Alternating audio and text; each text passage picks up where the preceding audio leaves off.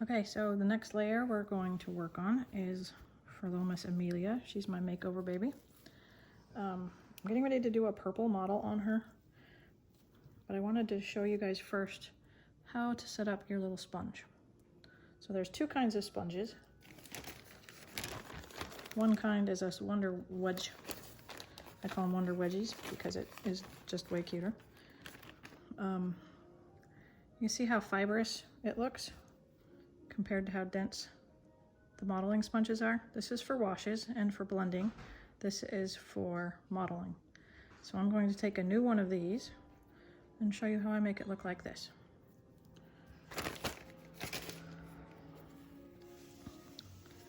Cuticle cutters. Grab a little piece and bam, you got your, let's see if I can get it centered here so you can watch.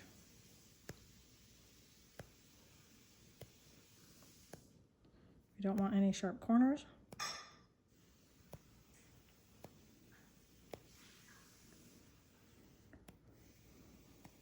You don't want it in lines either. So I'm moving the sponge around as I go.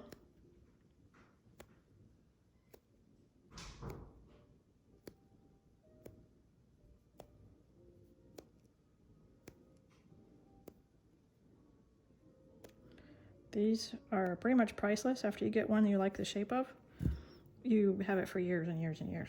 This one's probably 10 years old. Yeah, we love it kind of a lot. All right, so now we're going to pretend that we have our perfect sponge, except I don't want to waste this. I'll use it for another color. I'll go back to my perfect sponge.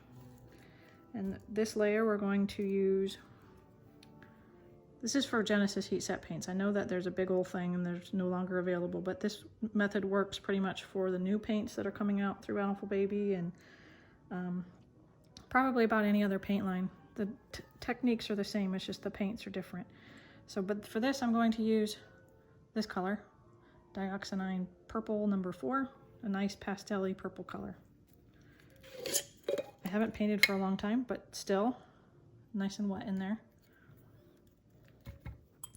I am going to mix this around because I haven't painted. You can see, maybe you can see, the kind of the glumps of paint in here. I don't want it so thick that my baby turns purple. But for this particular color, we actually do need it to be a little thicker than we do some of our red layers. It's just the way the paint shows up on the vinyl. For some reason, the purple needs to be a little thicker. So just kind of remix it. A couple hairs on my brush that I'm going to pull off here. I live in a house full of animals. And if you have hair, you're going to occasionally get hair in your paints. All right. I'm going to move some of these out of the way so that we can see. And I'm going to pause the video so I can go get a drying rack because I totally forgot. I'll be right back. Okay, so I got my drying rack. I sell these on my website, by the way, enchantedcreaturekits.com. I also sell the Wonder Wedgies and the dense sponge. No, it's not a dense sponge. This is the dense. I sell these as well. So go onto my website if you want some of these supplies. I don't have a stock of the paints. Hopefully that will be coming soon. I also have a whole bunch of human kits as well as fantasy kits that you can peruse at your leisure. But for this step, we're going to take our fabulous pre-loved sponge and our paint. I think I'm going to start with a head so I can show you where to test for the color. And this poor head, if you could see what I could see, it's more of a feel. You could see kind of a sandpapery, porcupiney head feel because of the hair that was there. But we're going to do it on the back of the neck. You can see that it's barely showing up. That is exactly perfect. You don't want it too dark because then you'll have issues making it work.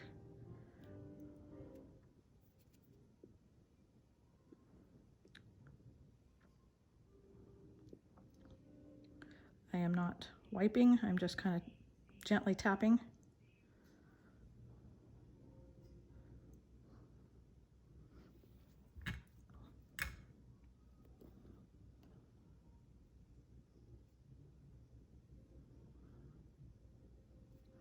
If there's little holes, use the edge and fill them in. You don't want big gaping holes.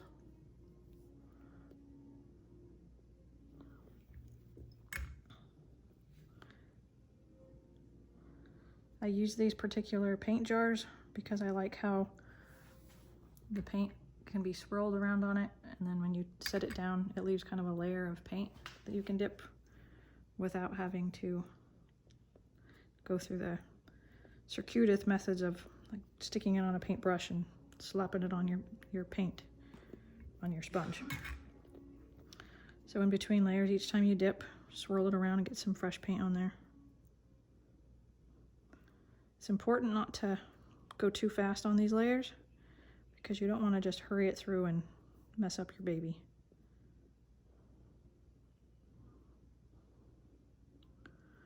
All right, so we're going to stop at the back of the head, kind of make it even across so I know where to start. I'm going to take a Wonder Wedgie soft sponge, and then I'm going to tap it just to soften up some of these mottlings because this would be too dark.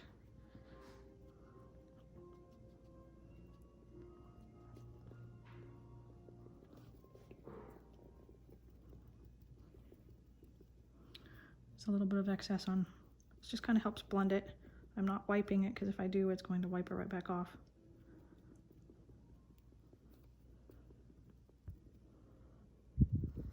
All right, you can already see that it's getting to be kind of a cool effect. All right, I'm going to add a little more thinner just for the front side of this head. That's why your paints never run out, because you're constantly mixing this and that to it. Add more, add less.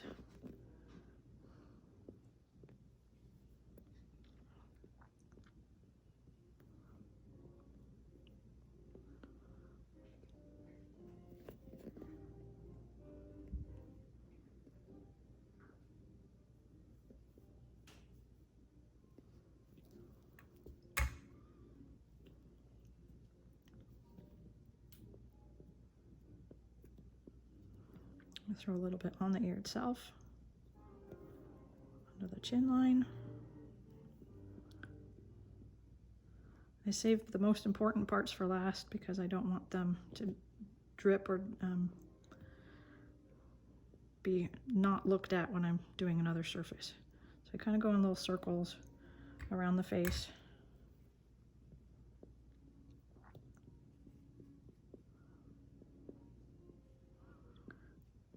Until we close in and cover up this cute little baby's face.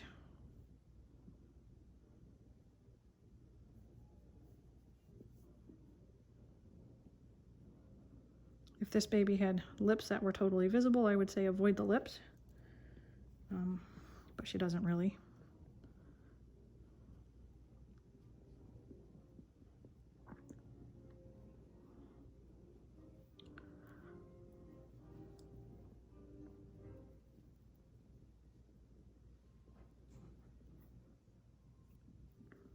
Okay.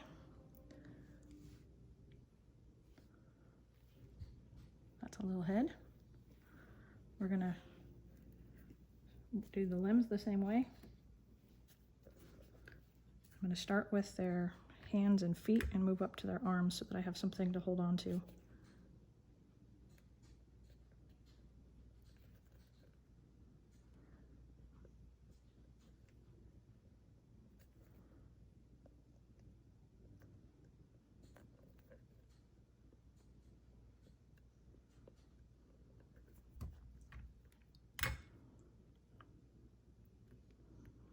If I did this backwards, I'd be trying to bounce a floppy limb while I'm adding color.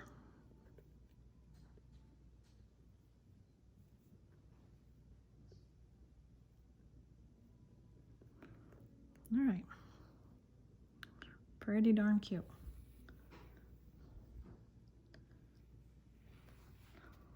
All right, limb.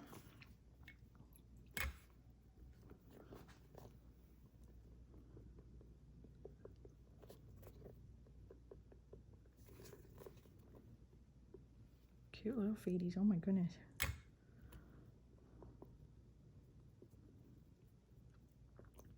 I have wanted to do this kit for like the entirety of its creation, so I am extremely pleased that I have one to make. I didn't think I was ever going to get one, and within a very short time I had a customer come to me and ask me to make hers for her as a makeover, and then I found another one that was used that I got and stripped myself.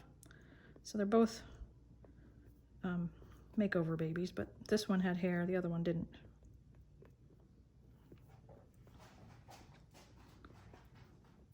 I'm not convinced I'm not keeping mine for myself though, because I love her too much. Oh, shucks.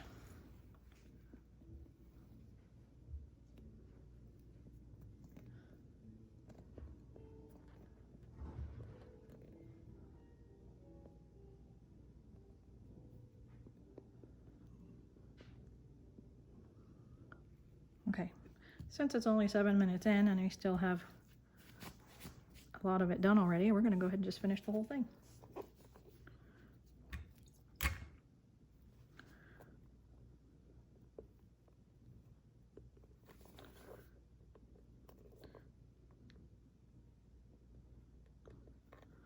I have a very good friend of mine who became my friend after she watched my YouTube videos. I have to tell a story that she told me because I don't want anybody else to accidentally do what she did. She made the mistake of thinking that the paint thinner that I use to mix my paints with happened to be Winsor & Newton brush cleaner. And so the first, I don't know, 3 or 4 babies, I think she said, she used that in the paints, and she just kept wiping the paints off as soon as they were put on because it was the brush cleaner and not the thinner. So she's a really good friend now, so she laughs about it and we joke a lot about it. But for future purposes, do not convince or mix up Winsor & Newton and your Mona Lisa paint thinners.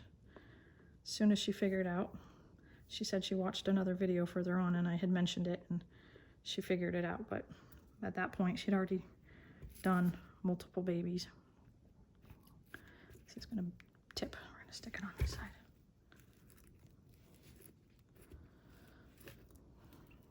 All right, one more.